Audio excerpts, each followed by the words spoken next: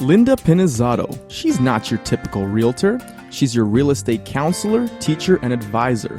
Whether it's a house, townhome, or condo, when you're ready, she's your negotiator. With 34 years of experience, Linda guarantees that you have the real estate knowledge you need to make the right decisions. Call Linda Pinizzato at Sutton Group Quantum Realty, 416-561-7373, or visit her at lindapinizzato.com.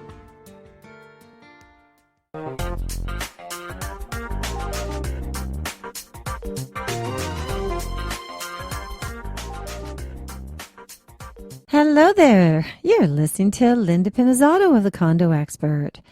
And we've covered so many different topics. What I'd like to do is I want to send out a shout out because I want to hear from the listeners on what topic you want me to talk on next.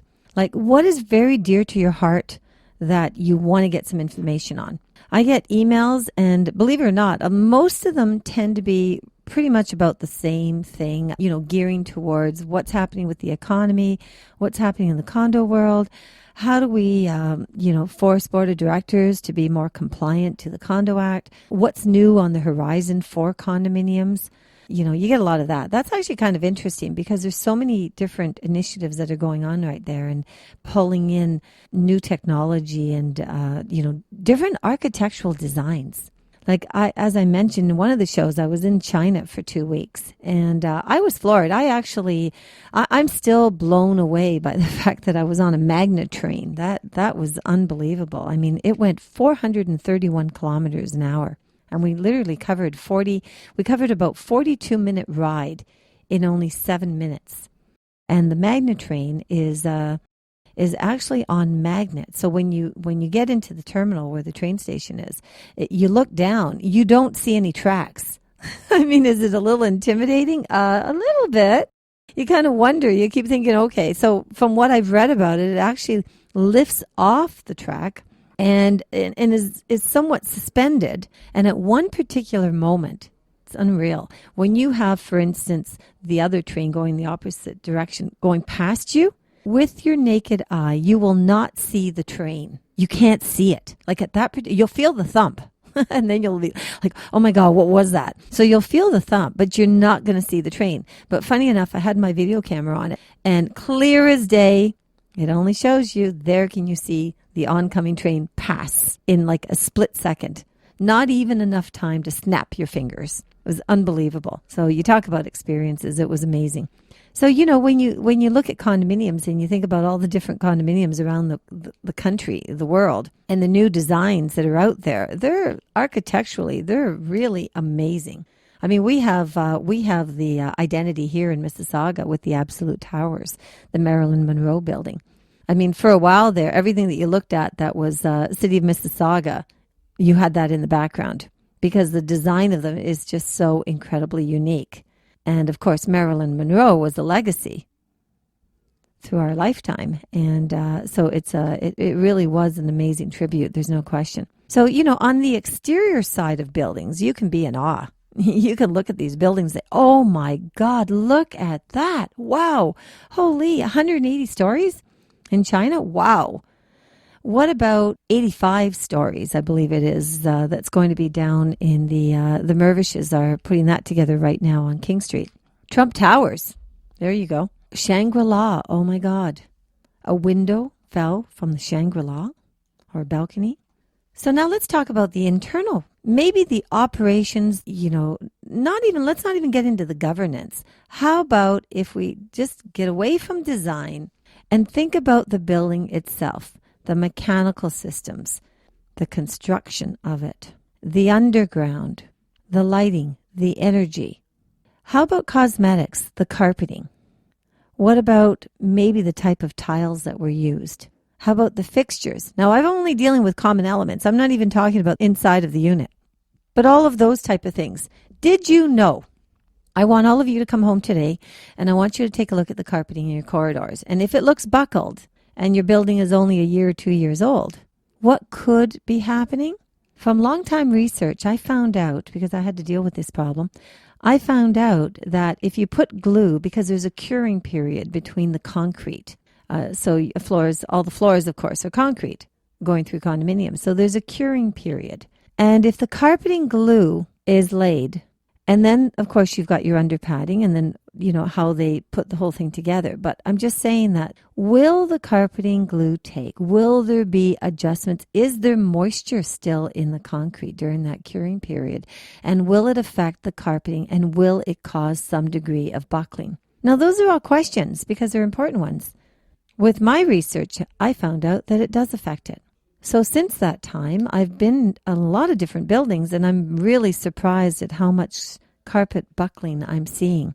And that's really expensive to fix. So is it considered a carry-on warranty? I mean, to some degree, it's a deficiency. Is it a safety deficiency? So let's talk about the carry-on warranty. When the documentary came out for the condo game, they focused into a condo owner that had some problems, unit problems. But then there was also a lot of concern on building problems. And I know that, everybody wants their unit to be beautiful. I mean, no complications, no problems, no aggravations. But in the big scheme of it, things that are inside your unit, they can be fixed. And they're probably not going to be resulting in any more than a 2-figure, a 3-figure, or possibly a 4-figure. Could they get to 5 figures? Maybe. I don't really see that happening.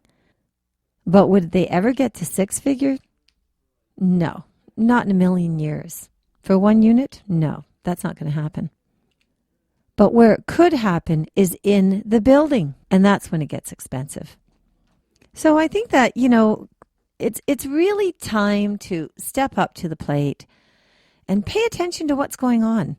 I gave you an open review today because this conversation today, I decided not to have a guest in because it was really more of discussions of awareness. Give you some insight of what's going on. In the next few days, I want to put together a PowerPoint, but actually a sketch as well that's going to outline the way that a whole condominium works, because it's almost like a flow chart, I'd say. And the flow chart is going to show that if you take it right at the top, you've got the Condo Act. And then below that, it'll kind of give you a rundown. What does the Condo Act cover? Like key points, reserve funds, operations, board of directors, elections, and so on. The way that the whole system is supposed to run in accordance with the Condo Act. And then below that, all of a sudden, is the condo corporation. And then, of course, below that is the board of directors who are voted in by the corporation. And below that is the power of the majority vote within a board. That's key. And then below that is the power of a majority vote does what? They choose the property management company. They choose the concierge security company. They choose the cleaning company. They choose all the different contractors going through the buildings. Now, is there some recommendation sometimes from the manager who's an employee of the property management company who's been, dedicated to this building? Yes, they can provide some input. But then the flow chart continues and it'll show where the responsibility is. And at the end of the day, the responsibility is the board of directors. And it happens to be the majority vote, because they can overrule. So if you've got 3 people that are not, on the same page, as far as if you have 3 people basically that are on the same page, because they have their own agenda, you could have 2 board members that are fantastic people and they really have a lot of input that could be positive. But unfortunately, they may be overruled. And I got a call last week about that, actually. There was a condo board member that called into me. And what had happened is that they paid their yearly amount of money for their property management contract. But the manager wants an increase in pay. But the manager can't get the increase from the property management company because right now there's almost like a given amount across that industry of what the value is of property managers depending on their experiences and so on. So what happened is all of a sudden the property manager and the regional manager of that property management company got together with the board and threw it on the table that the board should be paying the additional monies of an increase in pay to that property manager. Or they're going to have to change the contract because the contract included a property manager that was more of a, someone with not as much experience. But now that property manager has an additional 3 or 4 years experience, and now they're more of a senior manager versus a junior manager. So the condo corporation has helped this manager obtain more credentials. And because that manager now in the building has more credentials and more experience and a different title, they deserve to have more money. But the contract doesn't have more money embedded. So the question that came on the table is that why would the condo corporation be paying more money directly to the property manager when the property manager just used the last 3 or 4 years to gain more expertise? Granted, they are more professional or maybe they're a senior now. Just explaining this is confusing, isn't it? Wow. So now all of a sudden, the condo owners are supposed to pay more money for the property management firm because the manager that they had, who was a junior when they started, who's now become a senior because they've had more experience. So therefore they have to pay more money to it. Or they could potentially lose their property manager. I don't know. The whole thing sounds like a squeeze play. So I don't get it. I mean, if you turn around and you work in a company and, there is a certain amount of increase of pay that you get within the system that's government mandated. But we're talking about an increase in pay over and above because we've gone from junior to senior based on work experience in the same condominium to increase contracts. So, like I said, it seems to be a common thing around the system right now. So we'd like to hear from other board members who are finding that they're in that predicament. In one sense, they're trying to keep the maintenance fees low, and in the other sense, they're finding themselves in a compromising position because they don't want to lose their property manager, and I don't understand why they would have to, but they're being held against the wall here because all of a sudden they have that kind of thing hitting them in the face. So you're listening to Linda Pinizzato of the Condo Expert. I hope you've enjoyed the show today. I've tried to bring some light into new things that are happening. Constantly checking, newspapers and emails and comments that are out there in the open world of communication and trying to figure out other things that are going to be interesting and appealing for you to listen to on the Condo Expert. So please email me, Linda, Linda, Pinizzato, Pinizzato, at Rogers, ROGERS.com. Thank you so much for tuning in. Linda Pinizzato. She's not your typical realtor. She's your real estate counselor, teacher, and advisor. Whether it's a house, townhome, or condo, when you're ready, she's your negotiator. With 34 years of experience, Linda guarantees that you have the real estate knowledge you need to make the right decisions. Call Linda Pinizzato at Sutton Group Quantum Realty, 416-561-7373, or visit her at lindapinizzato.com.